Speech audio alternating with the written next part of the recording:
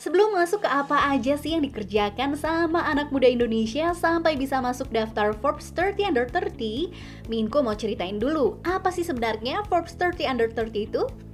Oke, jadi Forbes 30 Under 30 itu adalah daftar anak muda yang berusia di bawah 30 tahun, baik dari kalangan pengusaha, pemimpin, maupun pekerja seni yang berhasil membuat terobosan.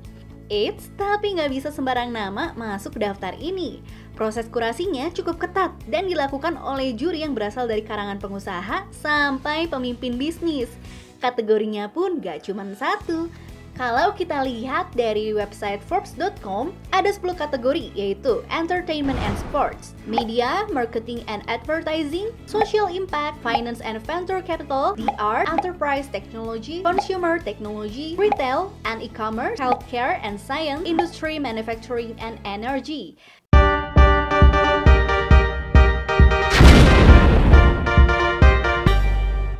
Nah, anak muda Indonesia yang masuk dalam Forbes yang pertama, Maudy Ayunda. Dari kategori Entertainment and Sports, Maudy Ayunda terpilih karena prestasi dan karirnya yang sukses.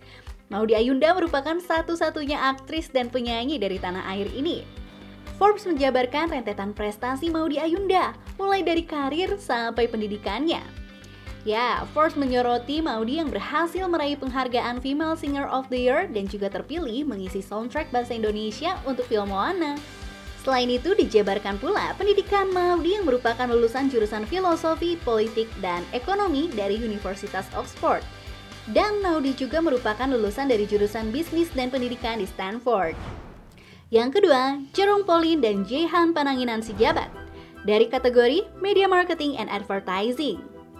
Nama Jerome Pauline pasti udah gak asing lagi di telinga masyarakat. Forbes menjabarkan informasi tentang Jerome dan juga Jehan yang membuatnya terpilih masuk daftar Forbes 30 Under 30. Jerome merupakan seorang mahasiswa matematika di Universitas Waseda di Tokyo, seorang anak muda asli Indonesia yang memulai saluran YouTube-nya Nihongo Mantapu pada tahun 2018 untuk membuat vlog tentang kehidupan di Jepang. Nah, kakak laki-lakinya, Jehan, membantu Jerome dalam mengelola saluran YouTube-nya. Sejauh ini, telah menarik lebih dari 6 juta subscriber dan juga 4 juta followers di Instagram loh. Jehan pun memiliki agensi penyaluran bakat di Indonesia yang dijalankan secara terpisah, yaitu Q&A Group, yang juga sedang berkembang sangat pesat. Dia mengelola 11 YouTuber, termasuk influencer, Jang Hansol dengan 4 juta subscriber dan juga Leonardo Edwin dengan 1 juta subscriber. Yang ketiga, Ivandi Kainurahim dari kategori Social Impact. Namanya mungkin asing, tapi karyanya mungkin tidak asing. Buat kamu yang sering nonton YouTube, kamu pasti tahu dong sama channel YouTube 1%. Channel 1% ini dibuat Ivandi sebagai sekolah kehidupan untuk mempromosikan pengembangan diri dan juga kesehatan mental di kalangan anak muda Indonesia. Tujuannya untuk membantu anak muda Indonesia meningkatkan setidaknya 1% setiap hari. 1% menjadi platform pendidikan dengan kurikulumnya sendiri, memberikan layanan seperti bimbingan, konseling, kelas online, webinar, dan juga tes online gratis. Dengan misinya membantu setiap orang hidup sepenuhnya. 1% telah berkembang menjadi sekitar 1 juta pengikut media sosial.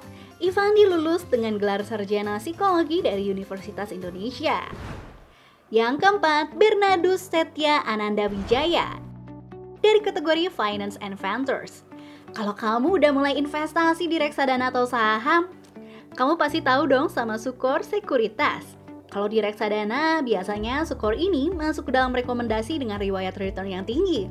Siapa sangka, CEO dari Sukor Sekuritas ini masuk dalam daftar Forbes 30 Under 30. Ya, Bernardus Setia Ananda Wijaya bisa masuk ke dalam list ini karena ia mampu meningkatkan laba bersih Sukor Sekuritas 10 kali lipat menjadi 5 juta US dollar setelah dipromosikan menjadi CEO pada tahun 2020 lalu. Wow, dia pertama kali bergabung dengan broker online dan juga startup wealth management sebagai Business Development Manager. Ia pun menerima penghargaan Indonesia Young Leader Business Award pada tahun 2021 dari publikasi bisnis majalah SWA yang berbasis di Jakarta. Yang kelima, Sharina Prinandita dari kategori The Arts. Ia mengukirkan namanya dengan prestasinya membangun ITLA.